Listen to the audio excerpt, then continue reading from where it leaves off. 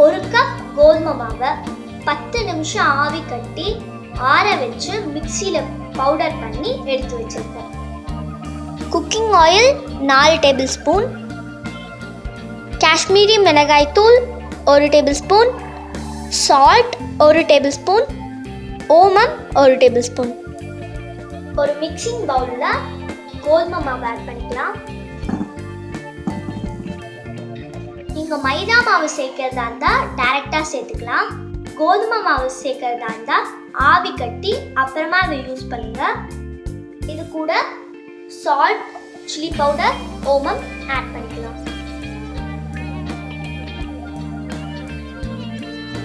இது எல்லாத்தையும் இப்போ நம்ம மிக்ஸ் பண்ணிக்கலாம்.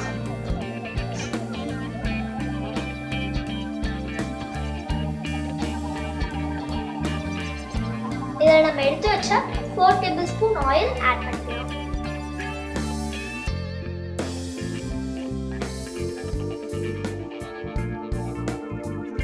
இதை நான் இப்போ சப்பாத்தி மாவு மாதிரி பிசைஞ்சுக்கிட்டேன்.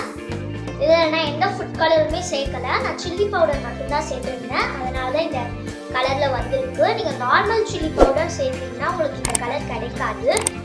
அதனால தான் நான் கலருக்காக காஷ்மீரி சில்லி பவுடர் ஆட் பண்ணிக்கிட்டேன்.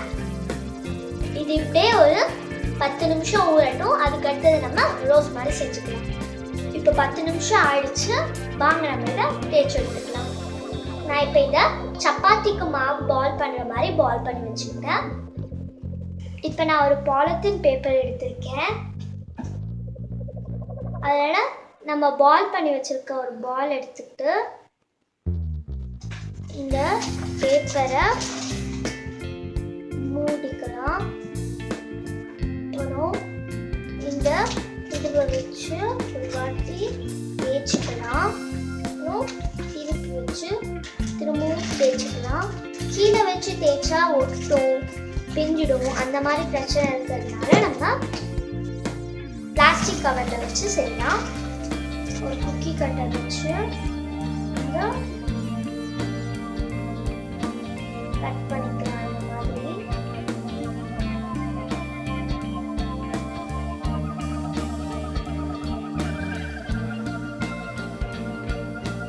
நான் 6 இது செஞ்சிருக்கேன்.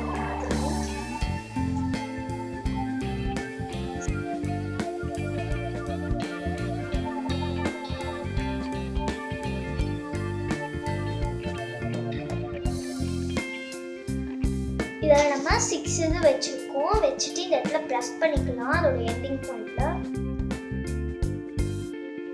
அப்புறம் இதை நம்ம ரோல் பண்ணிக்கலாம்.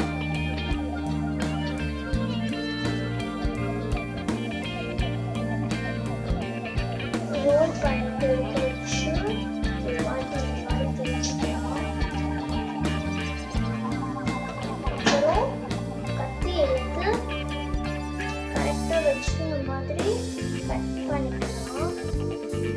அப்புறம் ஒரு சைடில் இருக்கிறத எடுத்து வச்சு ஃபஸ்ட்டு ஒன்று, நெக்ஸ்ட் ஒன்று, நெக்ஸ்ட் ஒன்று, இந்த மாதிரி செஞ்சுக்கிட்டா ஒரு ரோஸ் ரெடி ஆகிடும்.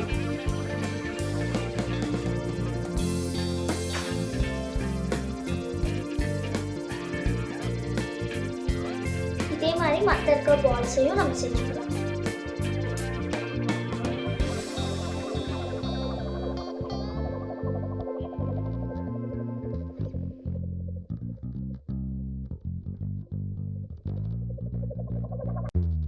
இப்போ நம்ம இதை ஒன்னொன்னா எண்ணெயில் போட்டு ஃப்ரை பண்ணி எடுத்துக்கலாம்.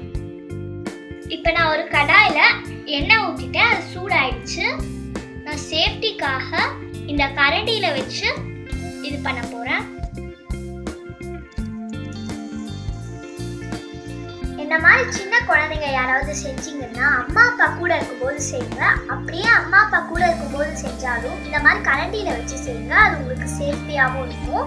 இது நல்லா கிறிஸ்பியானது நம்ம எடுத்துக்கலாம். இப்போ இது நல்லா டீப் ஃப்ரை ஆயிடுச்சு. இது இப்போ நம்ம எடுத்துடலாம்.